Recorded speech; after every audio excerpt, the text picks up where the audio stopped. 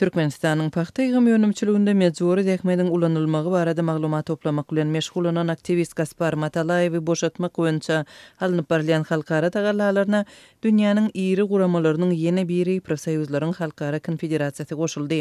Gaspar Matalayew 2016-njy ýylda Türkmenistanda tutsak edilmegi onuň şol ýylyň paxta ýygym kampaniýasynyň dowamında çaga däkmediniň giňden ulanylmagy barada taýýarlanan reportajynyň çap edilmeginiň 2 gün ýa-da gabat gelipdi. Türkmenistanyň alternativ teadrikleri neşri Matalayewy boşatmak barada edilýän halkara çağırışyna şu gün 90 000-den gowrak goluň goýulandygyny habar berýär.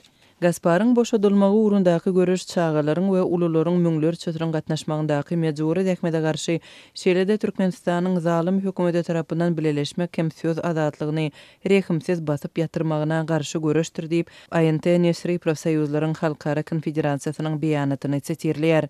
2017-nji ýylyň aprel aýynda häzirki zaman gulçylygyň görnüşlerine garşy iş alyp barýan Freedom United guramasy Türkmen hökümetinden aktivist Gaspar Matalayewy boşatmak boýunça halkara kampaniýasynyň çäginde petisiýa çap etdi. Bu çağırışda ony galp aýyplamalary boýnuna alyp galplyga baş goşanlygy barada öz-özüni günälemäge mejbur etmek üçin elektrik togy bilen gynamalara tedbir edilenligi aýdylýar. Şeýlede maglumatda onuň boşadylmagyny sorap ençemegedek ýazan arzalarynyň ret edilenligi bellenýär.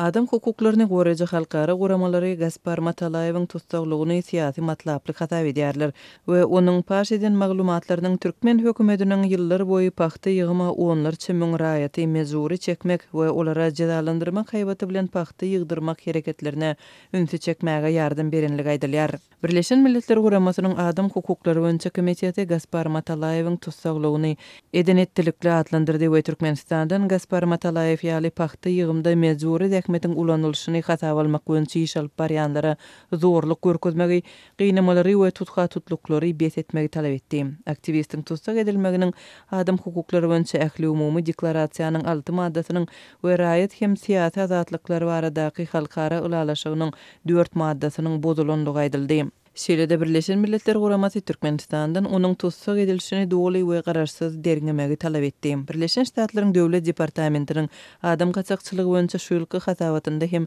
Türkmenistanda 3 ýyl türme tutsaklygyna höküm edilen Gaspar Matalayewyň ykbalyna üns berildi.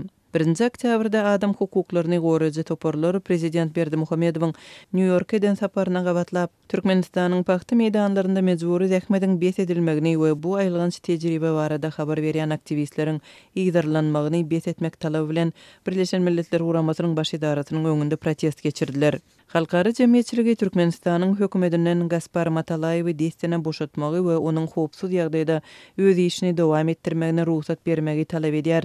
Türkmenistan paxta önümçiliginde mejburi däkmedi ulanýanlygy üçin ýyllar boýy tanqid edilýär. Şol Birleşen Ştatlar Türkmenistanda öndürilen paxta we bu ýurdun paxtasyndan öndürilen önümleriň ähli görnüşiniň importyna gadagançylyk girdi. Mundan dünýäniň iri sowda brendleriniň ençemesi şol sanda H&M we IKEA mejburi däkmediň ulanylýanlygy sebäpli türkmen paxtasyndan ýüz öwürdiler.